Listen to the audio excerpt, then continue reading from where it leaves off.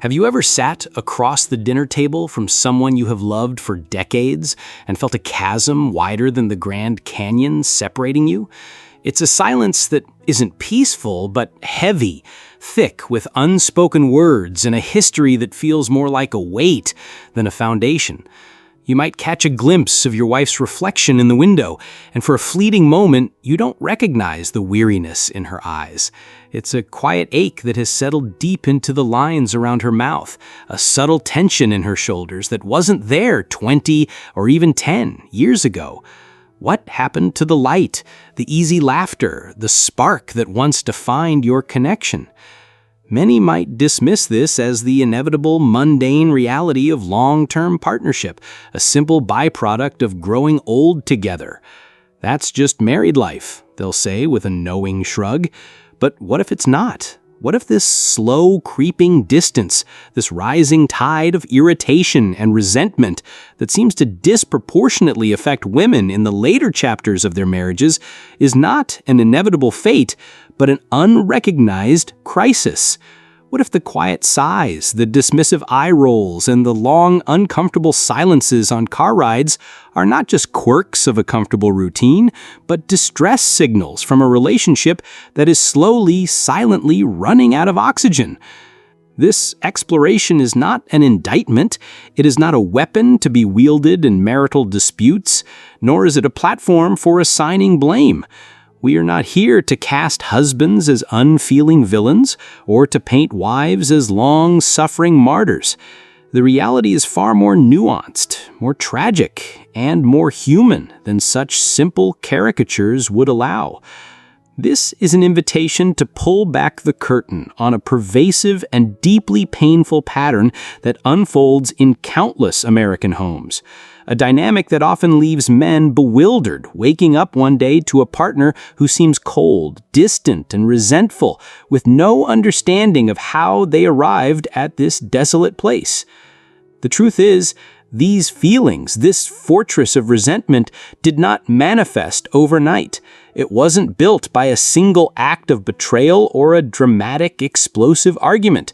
It was constructed brick by brick, moment by moment, over years, even decades, of quiet disappointments, of needs that went unseen, of emotional bids for connection that were met with silence. It is the cumulative effect of 1,000 tiny paper cuts to the soul, each one seemingly insignificant on its own, but together capable of causing a profound and bleeding wound.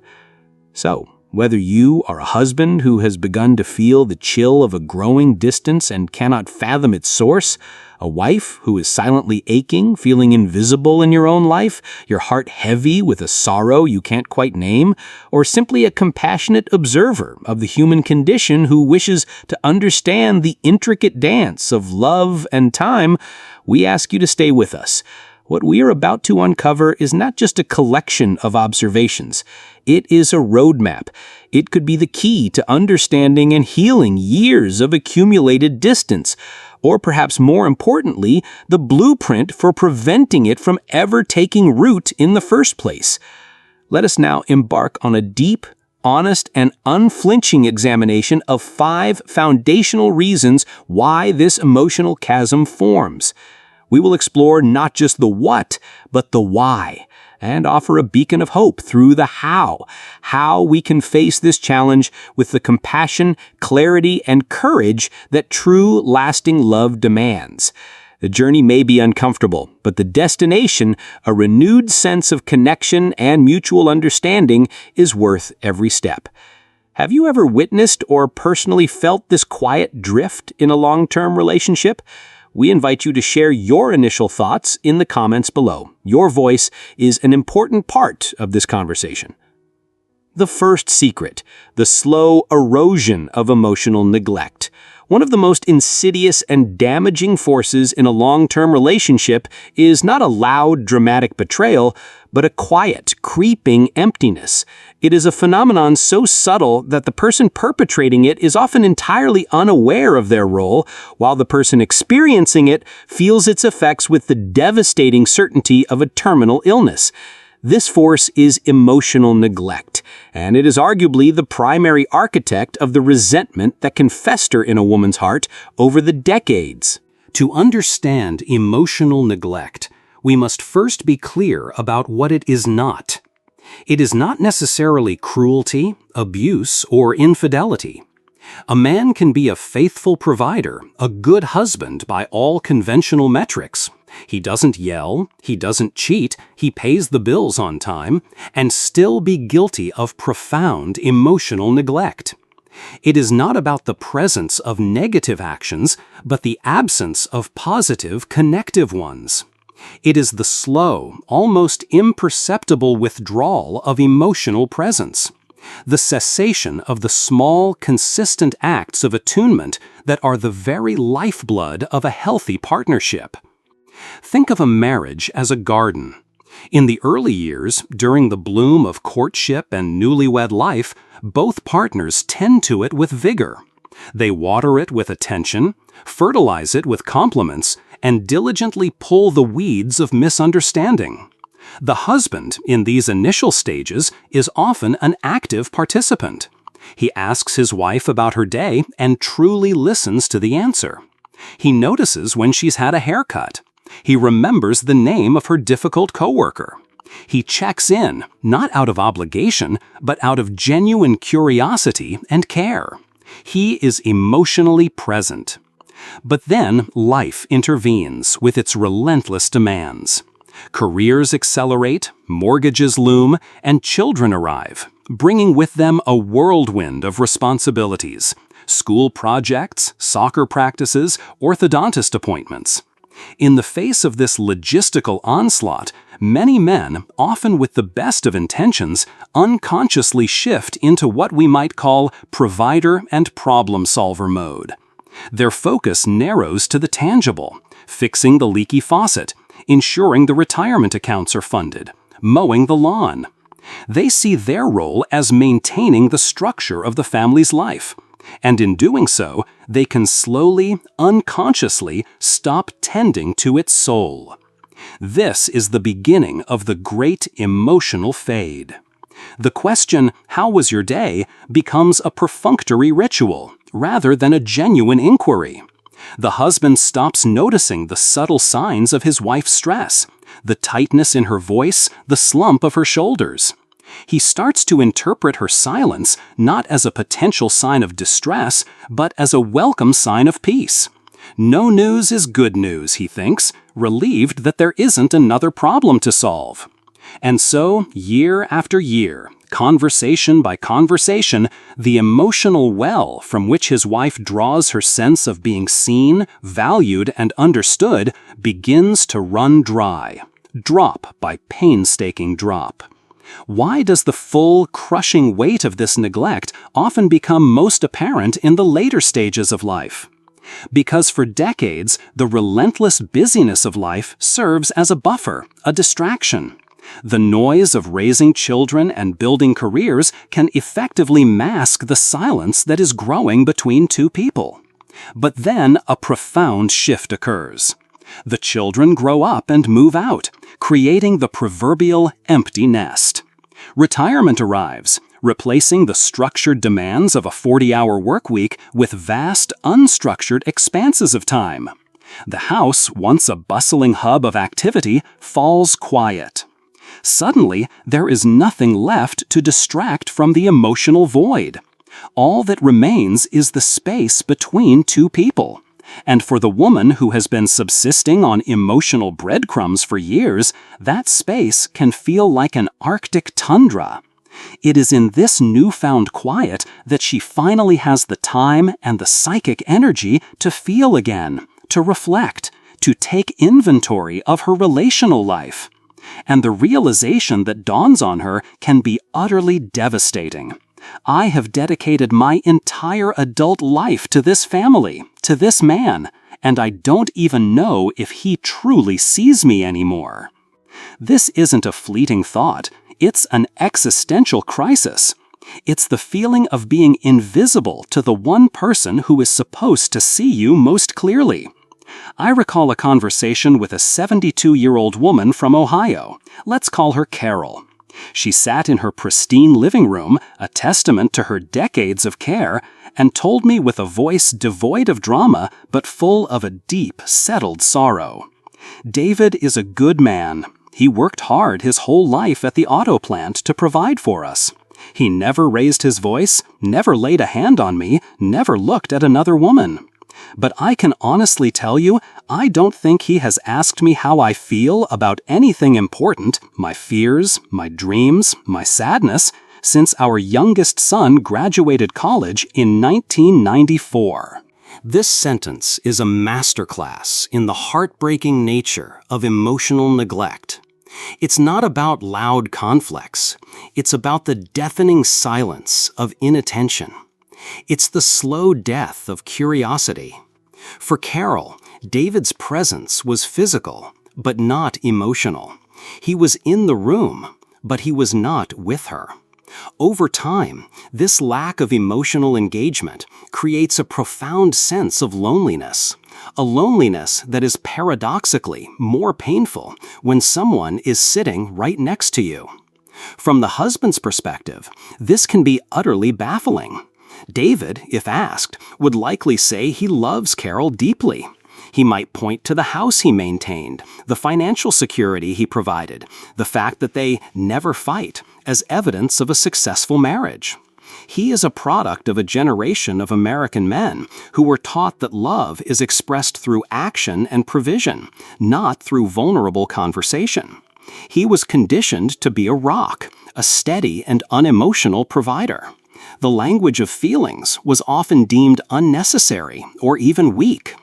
He doesn't understand that his silence, which he interprets as stability, is experienced by her as abandonment.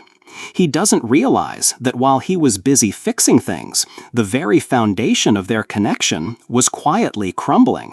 This is why, when a woman in her late 60s or 70s finally begins to express her hurt, it can manifest as irritation, sarcasm, or a cold withdrawal. She is not just reacting to her husband forgetting to take out the trash that morning. She is reacting to 30 years of feeling unheard. The sarcasm is a rusted shield protecting a raw, vulnerable heart. The eye roll is a silent scream of, "Don't you see me? After all this time, do you even know who I am?" The profound tragedy is that when a woman finally musters the courage to articulate this pain, to say something like, "I feel like you haven't truly looked at me in years," it is often not an attack. It is a desperate, last-ditch bid for connection. It is her heart's final attempt to send up a flare before the ship sinks completely. If that flare is met with defensiveness, "What are you talking about? I'm right here," dismissal, "You're being too sensitive," or continued silence, it confirms her deepest fear, that she is and will remain utterly alone in the marriage. This is the moment when quiet resentment can begin its toxic metamorphosis into something that feels chillingly like contempt. But here lies the beacon of hope. Emotional neglect is not a terminal diagnosis for a marriage. It is a reversible condition. Because it is often born of unawareness rather than malice, the antidote is awareness. It requires the husband to make a conscious choice to shift from maintenance mode back into engagement mode. It doesn't demand grand theatrical gestures. It demands small, consistent acts of presence. It means putting down the newspaper or turning off the television when she speaks. It means asking a follow-up question. It means learning to ask not just, "What did you do today?" but "How did that make you feel?" It means taking her hand during a quiet moment and simply saying, "I'm here. I'm listening." For the wife, it requires the immense courage to feel safe enough to be vulnerable again, to speak her truth without the armor of sarcasm. It means trusting that this new effort is genuine. This is the delicate, difficult dance of reconnection. Ignoring that final desperate flare for connection means losing far more than just a conversation. It means losing the emotional intimacy, the shared humanity, and the very essence of the love that first brought two people together, leaving behind only the hollow shell of a life shared in name only. That was the first secret, the slow and silent erosion caused by emotional neglect. It's a powerful and often misunderstood dynamic. If you found this analysis of the difference between physical presence and emotional presence useful, please comment with the number 1 below to let us know. Your feedback helps us understand what resonates most with you. The second secret, the crushing weight of unequal responsibilities. As the decades of a marriage accumulate, they create a shared history, a tapestry woven with threads of joy, sorrow, and everyday life. But for many women, when they look back at this tapestry, they see a pattern of imbalance so consistent and so profound that it becomes impossible to ignore. It's not a single glaring flaw in the design, but the cumulative weight of carrying a disproportionate share of the load, day in and day out, for a lifetime. This is the second great source of late-in-life resentment, the built-up bitterness from a lifetime of unequal responsibility, particularly the exhausting, invisible labor that keeps a family and a household running. It's a pattern that often begins subtly, rooted in generational norms and unspoken assumptions. In many marriages, especially those that began in the latter half of the 20th century, there was a tacit understanding of roles. He was the primary breadwinner. She was the primary homemaker. But the nature of that division was rarely, if ever, truly equal in terms of sheer labor and mental energy. His work often had clear boundaries, a start time, an end time, a weekend. Her work was 24/7. It was a relentless, amorphous cloud of tasks, worries, and planning that never truly ceased. Even as societal norms shifted and millions of women, including a majority of mothers, entered the workforce, the domestic scales often remained stubbornly tipped. She took on a full-time job, but the responsibilities at home, what sociologist Arlie Hochschild famously termed the second shift, did not rebalance in any meaningful way. She was still the one who knew the kids' shoe sizes, who scheduled the dentist appointments, who remembered to buy the wrapping paper for a nephew's birthday party, who knew what to do when a child woke up with a fever at 2 a.m., and who planned, shopped for, and cooked the majority of the family's meals. Her husband, in this dynamic, often saw himself as helping out. It's a seemingly innocuous phrase, but one that is laden with meaning.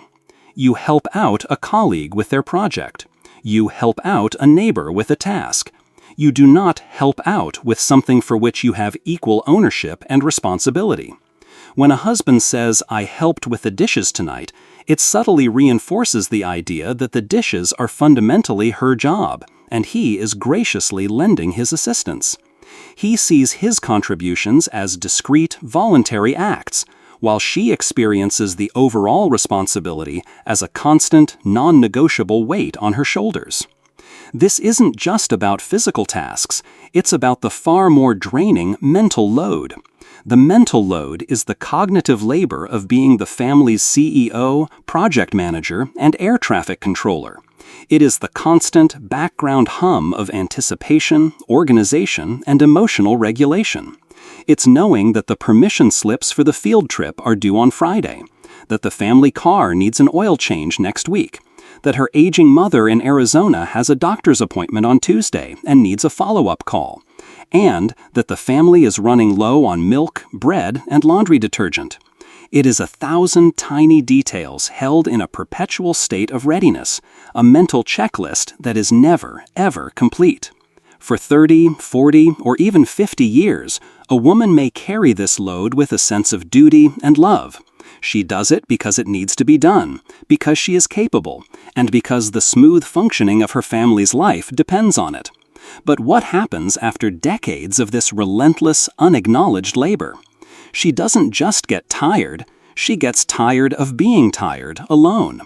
She reaches a point of emotional and psychological burnout where the accumulation of being the default parent, the default planner, and the default worrier transforms into a deep, abiding resentment. I met a woman named Karen, a retired 68-year-old schoolteacher from Texas, who articulated this with painful clarity. She told me, "I don't resent my husband, Bob, because he's a bad person. He's not. He's kind, and he worked hard his whole life. I resent the fact that my work was invisible. I handled the kids' nightmares, the calls from the principal's office, the logistics for every single family vacation we ever took, and the care for his own mother when she had dementia. And in all those years, not once did he turn to me and say, 'This must be exhausting for you. How are you holding up? What can I take off your plate?' He just assumed I had it handled. And the worst part is, I did. I always did." Karen's story highlights a crucial point. The resentment isn't born from the work itself, but from the lack of recognition, appreciation, and true partnership in that work. It's the feeling of being the family's support infrastructure, essential but taken for granted, like the plumbing or electricity in a house, only noticed when it breaks down. When someone feels perpetually taken for granted, their capacity for free and joyful giving erodes. Love, which should be an unconditional gift, starts to feel transactional. Every unwashed dish left in the sink, every time he asks, "What's for dinner?" as if it will magically appear, every forgotten anniversary becomes another entry on a long, silent ledger of imbalance.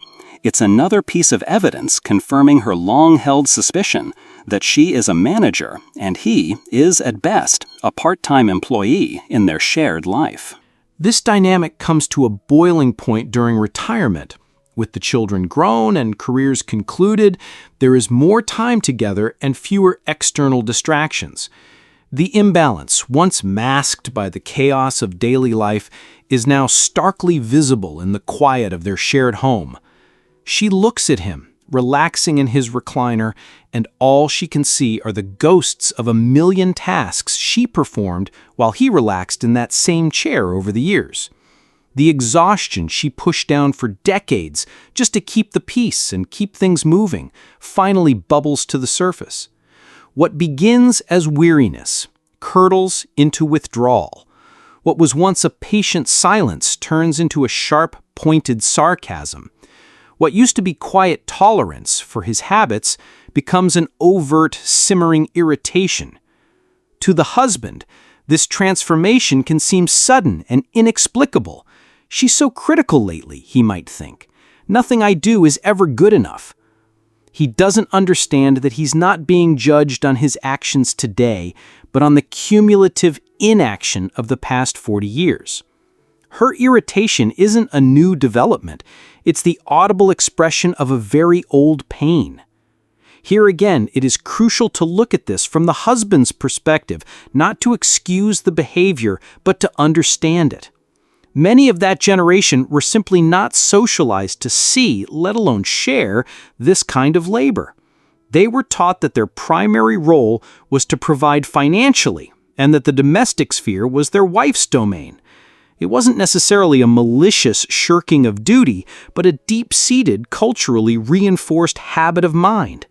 They operated under the assumption, well, she's just better at those things, without ever stopping to ask if she wanted to be, or what the cost of her being better was to her own well-being and personal dreams. The path forward from this deeply entrenched pattern does not require a time machine to re-adjudicate the past. It does not require endless cycles of guilt and blame, which are ultimately counterproductive. The healing begins with a simple yet profoundly powerful act: recognition. It begins with the husband looking his wife in the eye and saying something like, "I've been thinking a lot lately, and I don't think I ever fully realized or acknowledged how much you did to hold our family together all those years. I see it now, and I am so sorry I didn't say it more often. Thank you." For a woman who has felt invisible for decades, a statement like that is not a small thing. It is a seismic event.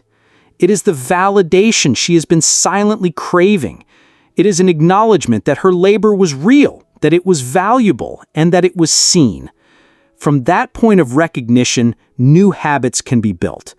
It's about moving from helping out to co-ownership. It's about proactively asking, what's the plan for the week and what's my half? It's about taking full responsibility for entire domains of household management, from planning to execution, without needing to be asked or reminded. At the end of the day, most women do not want a partner who is perfect. They want a partner who is present. They want someone who sees the load, appreciates the effort it takes to carry it, and willingly, consistently, and gratefully offers to share it, not just in the energetic years of youth, but even more so as they enter the seasons of life where they, too, deserve a rest.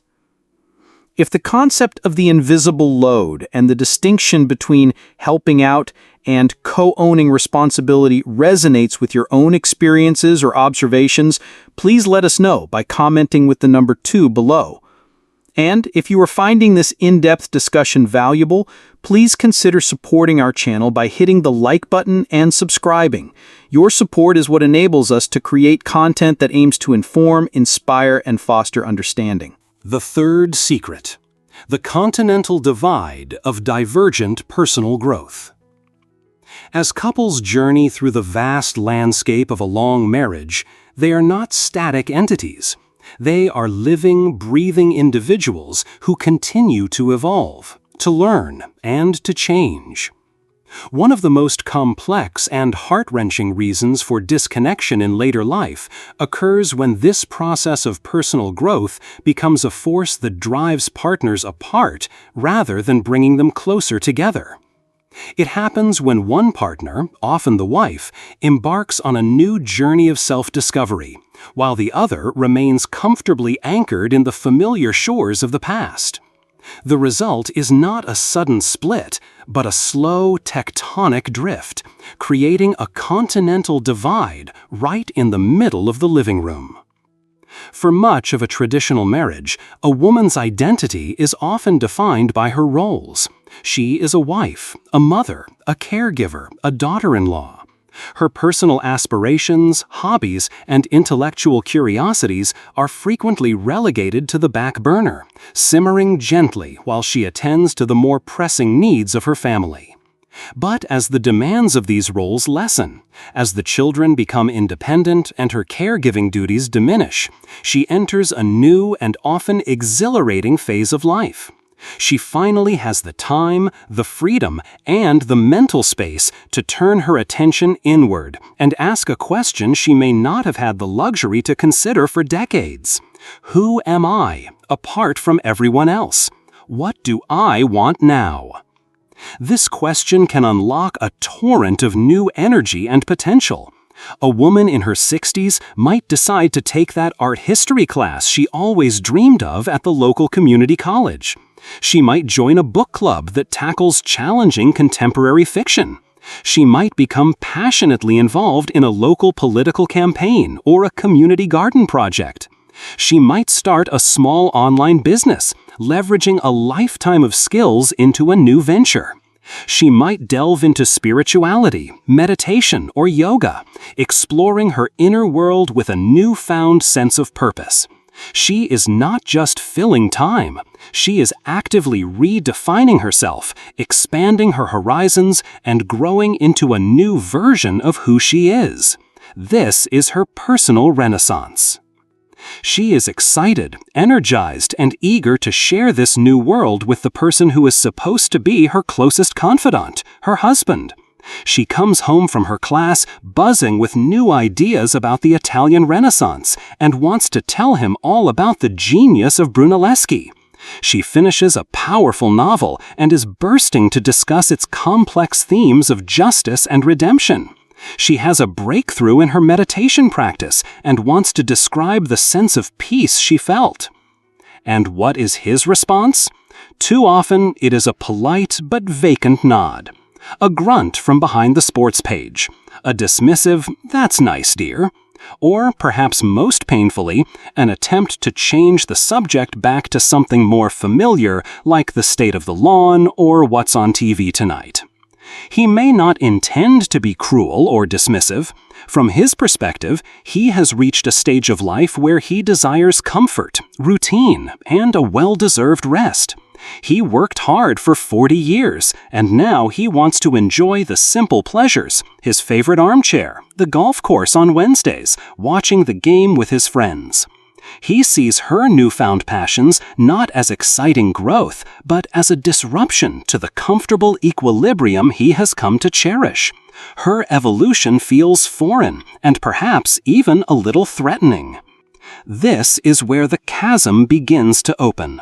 It is a profound failure of curiosity. Her attempts to share her burgeoning inner life are met with a wall of disinterest. He doesn't ask follow-up questions. He doesn't express a desire to understand what excites her so much. He doesn't see that her sharing is not just a report of her activities. It is a bid for connection.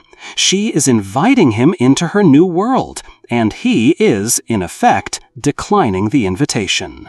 Let's imagine a couple, Maria and Tom, who have recently retired to a community in Florida. Maria, a former nurse, has always been intellectually curious. She starts taking online courses in philosophy and gets deeply engaged with ethics and existentialism. Tom, a former contractor, is content to spend his days fishing and tinkering in his garage. One evening, Maria tries to talk to him about an idea from Kierkegaard she found fascinating, the concept of the leap of faith. Tom listens for a moment, then says, "Sounds complicated. Hey, did you see that the neighbor got a new boat?" In that small, seemingly insignificant exchange, a universe of disconnection is revealed. Tom isn't being mean, he's just not interested. But for Maria, his response is devastating. It tells her that a vital, growing part of her is inaccessible to him. She is on a journey of intellectual and spiritual expansion, and he is choosing to stay at the station. She begins to feel a specific and excruciating kind of loneliness, intellectual loneliness. She is sharing a home with someone with whom she can no longer share her ideas. Their conversations become increasingly shallow, confined to the safe, sterile topics of daily logistics, errands, meals, and the weather. They are living together, but they are no longer growing together. They are like two ships that started their journey in the same port, but are now sailing in completely different directions, occasionally waving from a distance, but no longer sharing the same horizon. Psychologically, this dynamic starves the relationship of one of its essential nutrients, shared growth. A healthy, vibrant partnership is not one that remains static.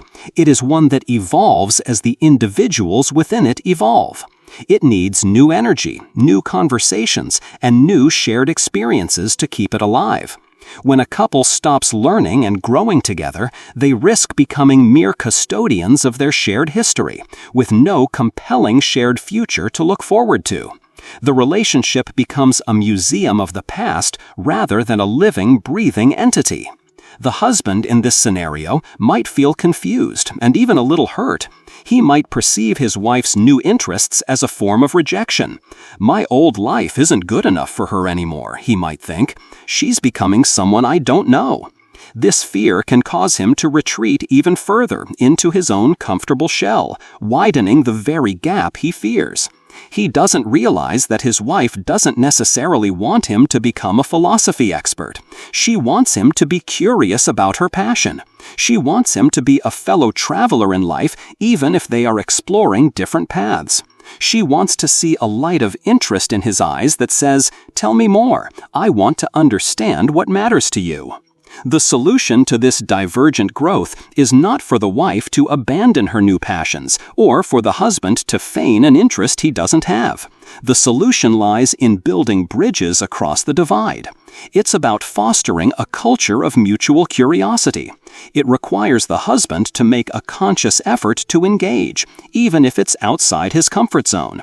It could be as simple as asking, "What was the most interesting thing you learned in your class today?" and then actually listening to the answer.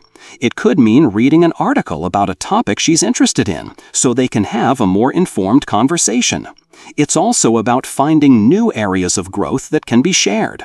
This doesn't mean giving up individual hobbies, but intentionally cultivating intersecting play. Maybe they decide to take a cooking class together, learning to make Italian food. Perhaps they plan a trip to a historical site they've both been curious about. They could start a new project together, like researching their family genealogy or landscaping the backyard. These shared endeavors create new common ground, new inside jokes, and new memories, injecting fresh energy into the relationship. When a woman begins to grow and change in later life, she is issuing an invitation to her partner. Come grow with me. The resentment and distance arise when that invitation is repeatedly ignored. She doesn't want to leave him behind, but she is no longer willing to stand still herself. Reconnecting requires the courage from both partners to step into the unknown, to be curious about the person the other is becoming, and to find new ways to be fellow adventurers on the journey of life, not just roommates sharing a final address. This concept of divergent personal growth in later life is a subtle but powerful driver of disconnection. If this analysis has given you a new perspective on how couples can grow apart while still living under the same roof, please show your support by commenting with the number 3. It helps us know that these deeper dives are valuable to you. The fourth secret: the echoing silence of unappreciated sacrifice. In the grand narrative of a family's life, there are countless chapters filled with sacrifice. These are the moments, big and small, when personal desires are set aside for the greater good of the partnership or the family. While both partners undoubtedly make sacrifices, there is a specific, culturally ingrained pattern where women have historically been expected to make the deeper, more life-altering ones, particularly concerning their careers and personal ambitions.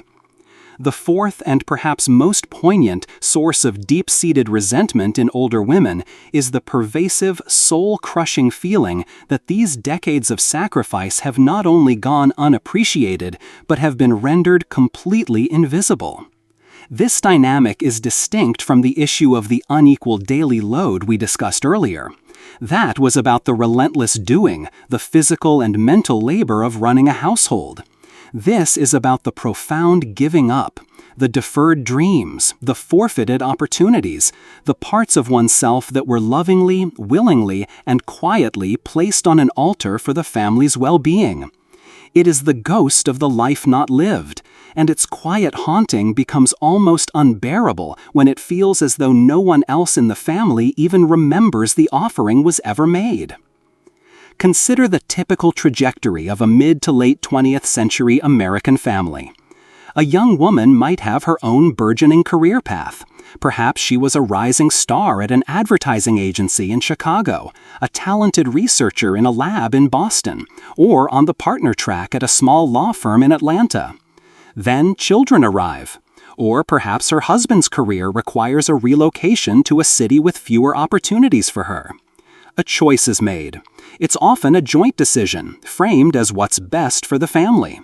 She agrees to step back, to go part-time, or to leave the workforce entirely to become the primary caregiver. She does this out of love, believing it to be the right and necessary thing to do. Her husband's career, now unencumbered by the daily logistics of childcare, flourishes. He can travel for work, stay late at the office, and focus single-mindedly on his professional ascent. His success is built upon the silent, sturdy scaffolding of her sacrifice. Meanwhile, she pours her intelligence, energy, and ambition into raising their children and creating a stable, nurturing home, a role of immense value, but one that has no promotions, no bonuses, and no public recognition. Her professional network withers. Her skills in her former field may become outdated. A part of her identity goes dormant. For years, this arrangement may feel functional, even successful. But then, decades later, the context changes. The children are grown and have their own successful lives that were made possible by her devotion. Her husband is now retired, enjoying the fruits of his successful career, a comfortable pension, a healthy 401k, and a lifetime of professional validation. She looks at him, and then she looks at her own life, and a painful accounting begins to take place. She remembers the sharp, ambitious young woman she once was. She thinks about the career path she abandoned. She recalls the pang of envy she felt when her old colleagues would share news of their promotions. She didn't complain then because it was for the family. But now, in the quiet of her retirement, a devastating question echoes in her mind. Does he even remember what I gave up so that he could have the life he wanted? The resentment that flows from this is not the shrill demand for a tangible reward. It is a deep, quiet sorrow born from the need to be seen. It is the human desire for one's life story to be known and honored, especially by the person who benefited most from it. Instead of acknowledgement, what she often receives is a crushing silence. Her husband, comfortable in his reality, may have completely forgotten the trade-offs that were made 30 years ago. He doesn't see her as the woman who sacrificed a career. He just sees her as his wife, the one who was always there. Her sacrifice has become so integrated into the fabric of their lives that it is now, like the very air they breathe, completely invisible. Let's revisit Linda from Ohio, who supported her husband David's career at the auto plant. Let's imagine that before her first child was born, Linda was a gifted graphic designer with a growing freelance business. When their son was born with severe asthma requiring constant care, she made the decision to let her business go to be a full-time mother. David's steady job with good health insurance became more important than ever. His career advanced. He became shift supervisor, then a manager. They built a good life. Now, at 70, David often talks with pride about his career, about the challenges he overcame and the respect he earned. He never, not once, says, "And I could only do it because Linda gave up her own dreams to hold down the fort." To him, her role was just a given. To her, it was a fundamental rerouting of her life's path. When he talks about his accomplishments without acknowledging her enabling sacrifice, it feels like an erasure of her history. It stings more deeply than any argument because it invalidates the very core of the choices she made for their shared life. The wallpaper metaphor is apt. She has become the background of his life story, so essential to the overall picture that she is no longer noticed at all. To be fair and balanced, it's important to consider the husband's perspective. He may have made his own sacrifices, working a stressful or unfulfilling job for decades to provide stability, giving up his own hobbies or passions due to the demands of work and fatherhood. He may have genuinely seen their life as a team effort, where he took on the financial burden and she took on the domestic one, and in his mind, the scales were balanced. He may not be intentionally ungrateful. He may be genuinely blind to the emotional cost of her sacrifices because he never had to experience them himself. The what if of her career is a hypothetical he likely never spent much time considering. This is why the healing of this particular wound cannot begin with accusation. It must begin with storytelling. The solution is not for the wife to present a bill for services rendered, but to find a way to make her invisible history visible again. The antidote to feeling unappreciated is the language of specific, heartfelt acknowledgement. This can be initiated by either partner. A husband who has a moment of insight can perform an act of profound emotional healing with a few simple sentences. Imagine David turning to Linda one evening and saying, out of the blue, I was thinking today about how talented you were as a designer. I don't think I ever told you how much I admire that you put all of that aside to take care of the kids, especially when Michael was so sick. Our family wouldn't be what it is today without that sacrifice. I know it couldn't have been easy, and I'm so glad you did." For Linda, hearing those words would be like a healing rain on a parched desert. It's the validation she has been unconsciously starving for. It doesn't change the past, but it reframes it. It honors her story. It says, "I see you, I remember, and it mattered." A wife can also initiate this by gently reintroducing her story, not as a complaint, but as a shared memory. She could pull out an old portfolio and say, "I was looking at some of my old design work today. I was really proud of this project." This can open a door for a conversation about the past, a door for him to see her again, not just as mom or my wife, but as the multi-talented, ambitious young woman he first fell in love with. In the end, what a woman in this position mourns is not the lost career, but the lost recognition. She feels heartbroken not by what was done to her, but by what was never said to her. The antidote is presence, a presence that looks back in time and honors the full, complete story of the life they built together, acknowledging all the parts that were given up along the way. That simple act of remembering and validating can begin to soothe decades of silent hurt and replace the echo of invisibility with the warm sound of gratitude. The pain of unappreciated sacrifice is a profound and often hidden aspect of long-term relationships. If this exploration of why acknowledgement is so critical has resonated with you, please let us know by commenting with the number 4 below. Your engagement helps us create more meaningful content. And if you haven't already, please take a moment to subscribe to the channel and turn on notifications so you never miss these important conversations. The fifth secret, the final act, reclaiming autonomy and the quest for true companionship. As the sun begins to set on a long life, there is often a powerful internal reckoning. The awareness of finite time, the realization that there may be only 10, 15, or 20 vibrant years left can act as a potent catalyst for change. For many women who have spent a lifetime prioritizing the needs of others, this stage of life marks a profound psychological shift. It is a transition from a life governed by "I have to" one guided by "I want to." This is the fifth and final dynamic that explains the growing distance in some older marriages. The woman's reclamation of her own autonomy, coupled with an urgent, unmet need for genuine companionship over mere coexistence. This is not a story about selfishness. It is a story about self-actualization. After decades of being the emotional center of the family, the chief nurturer, supporter, and caregiver, a woman can find herself in a position of newfound freedom. The children are launched, the career is over, and the mortgage is paid. For the first time in her adult life, she may have the psychic space to turn her full attention to her own needs and desires. And what she often discovers is that the one thing she craves above all else is something that has been quietly missing for years: a deep, authentic, emotional connection with her partner. She is no longer willing to settle. The quiet, polite, and emotionally barren arrangement that may have been tolerable during the chaotic middle years of life is no longer acceptable.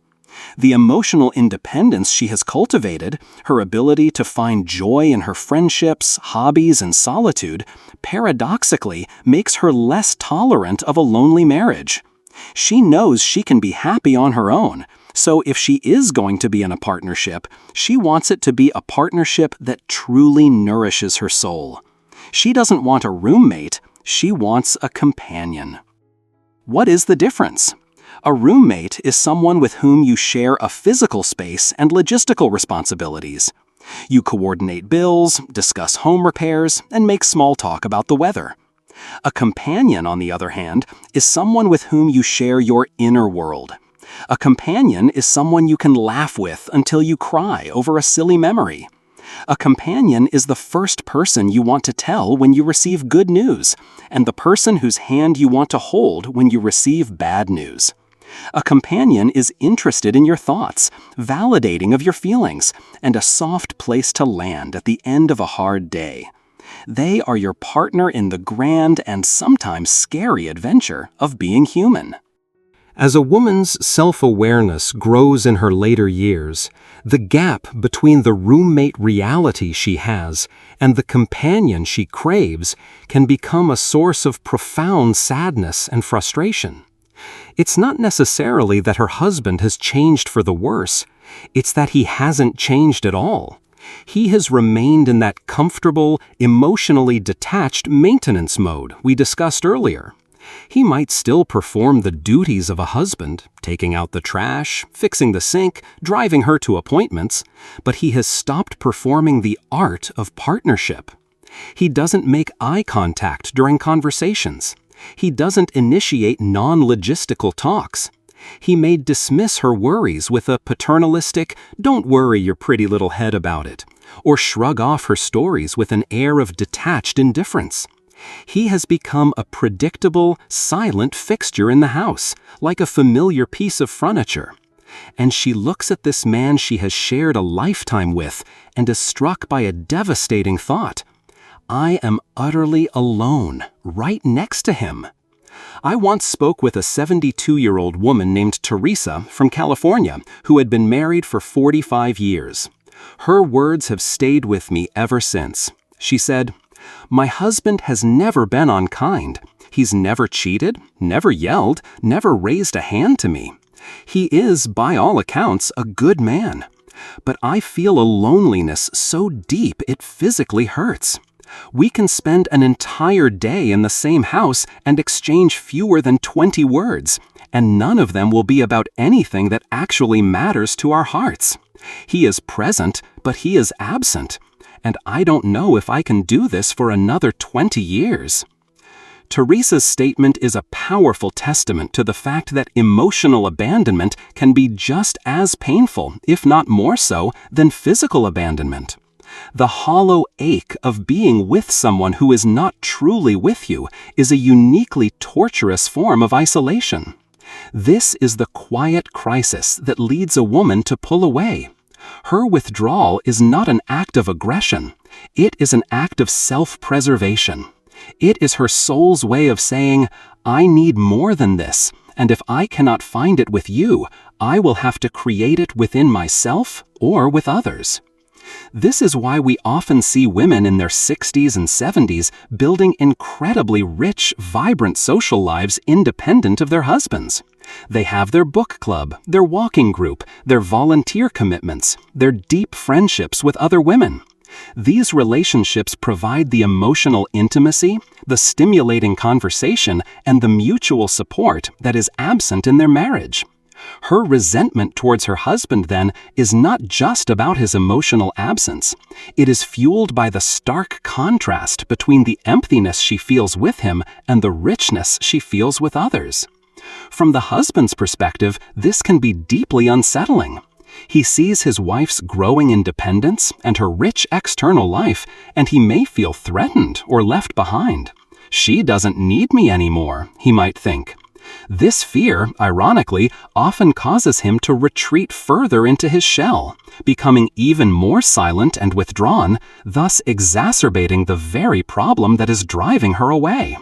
He doesn't understand that she doesn't want to leave him, she wants him to join her.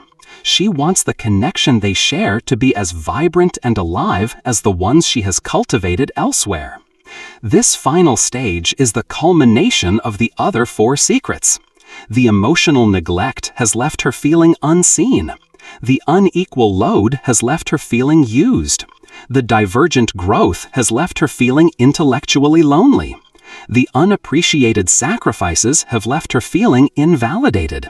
Now, with a renewed sense of her own worth and the preciousness of her remaining time, she is no longer willing to tolerate a relationship that leaves her feeling this way. The hope here lies in the word growth. Relationships are not meant to be static monuments. They are living organisms that must adapt and evolve. The transition from a child-raising, career-building partnership to a later life companionship is one of the most significant evolutions a couple can face. It requires a conscious and intentional reinvention of the relationship. The healing begins with presence. It starts with the husband putting down the remote, turning to his wife and asking a question that signals a desire to enter her world. "Tell me what you've been thinking about lately. I really want to know." It's about relearning the art of the date, even after 50 years of marriage, setting aside specific time, not just to be in the same room, but to actively engage with one another. It's about holding her hand, not out of habit or duty, but out of a renewed desire to feel connected. It requires a new kind of vulnerability from both partners. It means talking about their fears of aging, their hopes for their remaining years, and their shared legacy. It means choosing to be interested in each other again, not as the familiar figures of husband and wife, but as the complex, evolving human beings they both are. The women who seem to grow distant in their older years are not asking for the moon. They are not demanding a perfect partner. They are issuing a final, heartfelt plea for a real partnership. They are asking for a companion to walk with them, talk with them, and laugh with them into the sunset. They are asking for a love that says, "I see the incredible woman you are still becoming, and after all these years, I still choose you, again and again." When a man can find the courage to answer that call, even the deepest resentments can begin to soften, and a relationship that was drifting apart can, once again, find its way back to the beautiful, sacred work of growing together. This final point about the quest for true companionship is the culmination of a lifetime of emotional needs. If this section has helped you understand why this final act of self-reclamation is so crucial, please comment with the number 5. Sharing your feedback in the comments is incredibly motivating for us. We read and value every single one. As we draw this deep and often difficult exploration to a close, it is essential to step back and view the entire landscape we have traversed. We have journeyed through the quiet deserts of emotional neglect, climbed the mountains of unequal responsibility, navigated the continental divide of divergent growth, walked through the haunted halls of unappreciated sacrifice, and arrived at the final hopeful vista of the quest for true companionship. If you are a husband who has followed along, I hope this has not left you feeling defensive, blamed, or discouraged. That was never the intent. The purpose of holding up this mirror is not to find fault, but to foster understanding. The dynamics we've discussed are rarely the result of malice, but rather the slow, creeping product of habit, cultural conditioning, and a lack of awareness. The good news is that what is built on unawareness can be dismantled by awareness. And if you are a woman who has been nodding along, perhaps with a lump in your throat, recognizing the contours of your own story in these pages, I want you to know this: you are not alone. Your feelings of frustration, sadness, and resentment do not make you ungrateful, difficult, or selfish. They make you human. Your longing for a deeper connection is not a flaw. It is a testament to your capacity for love and your unwillingness to let it wither on the vine. It is valid, it is real, and it deserves to be honored. The great paradox of growing older is that as our physical world may shrink, our inner world has the capacity to expand infinitely. We finally have the time and the wisdom to reflect on what truly matters. And for most of us, when all the noise and distractions of life are stripped away, what remains at the core is the simple, profound human need for connection. We want to be seen, to be heard, to be understood, and to share a laugh with someone who truly gets us. When that fundamental connection is missing within the most intimate relationship of our lives, we don't just feel frustrated, we feel invisible. And no one, at any age, deserves to feel invisible in their own home. But I want to conclude not with a sense of tragedy, but with a profound sense of hope. A marriage is not a static object cast in stone. It is a living garden. And even a garden that has been neglected for years, overrun with the weeds of resentment and parched by the droughts of inattention, can be brought back to life. It is not too late. The soil is still fertile. Healing does not require grand, sweeping gestures or dramatic, Hollywood-style transformations. The work of reconnection is quiet, humble, and built on the foundation of small, consistent actions. It begins with a single, intentional step. It might be the act of putting down a phone and offering 5 minutes of undivided attention. It might be a sincere and specific compliment, acknowledging something you haven't praised in years. It might be the simple, courageous question, "Are you happy?" It could be a walk together, with no destination in mind other than being present with one another. These are the small, unlocked doors that open into vast, unexplored rooms of conversation. These are the ways we learn to say, "I still care," and "I still choose you," without needing to utter a word. If you are part of a couple that has been slowly growing apart, know this: the path back to each other exists, but it requires one essential prerequisite: the courage to truly see each other again, not with the jaded eyes of history clouded by years of assumptions and silent grievances, but with the fresh eyes of curiosity. See your partner not as the person they were 30 years ago, but as the person they are and are still becoming today. You are both changing, still learning, still growing. Your marriage can and should grow with you. So, do not wait for a crisis, a blow-up, or a breakdown to address the distance you feel. The time to begin is now, in the quiet of an ordinary afternoon. Start with a question. Start with a gesture. Start with a moment of genuine, heartfelt presence.